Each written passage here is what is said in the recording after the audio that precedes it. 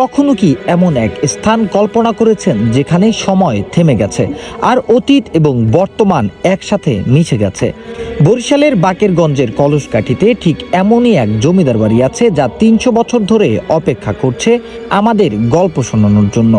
এটাই সেই কলসকাঠি জমিদার বাড়ি, যেখানের প্রতিটি ইট যেন সময়ের সাক্ষী আর প্রতিটি দেয়াল যেন এক একটি জীবন্ত গল্প।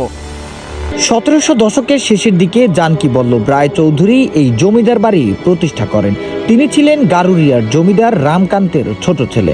এই বাড়ির প্রতিটি দেয়াল মনে করিয়ে দেয় এক লড়াইয়ের গল্প, যেখানে ভাইয়ের সাথে ভাইয়ের দ্বন্দ্ব আর ছোট ভাইয়ের পালিয়ে বাঁচার সাহসিকতা এক নতুন ইতিহাস তৈরি করেছে। কলসকাঠি জমিদার বাড়িটি পানাম নগরের আদলে তৈরি হয়েছিল, কিন্তু আজ তদারকির অভাবে প্রায় ধ্বংসের পথে। এটাই সেই প্রাচীন স্থাপত্য, যেখানে ইট, সুরকি আর পোড়ামাটির কারুকার্য তৎকালীন সময়ের আভিজাত্য তুলে ধরেছে। জমিদার বাড়ির পাশেই শতবর্ষী শিব মন্দির, যেখানে এখনো মূল্যবান কোষ্ঠী পাথরের মূর্তি আছে। এই মন্দির, এই বাড়ি সবই আমাদের ইতিহাস, যা সংরক্ষণ করলে পরবর্তী প্রজন্ম এগুলোকে গল্প হিসেবে ধারণ করতে পারবে।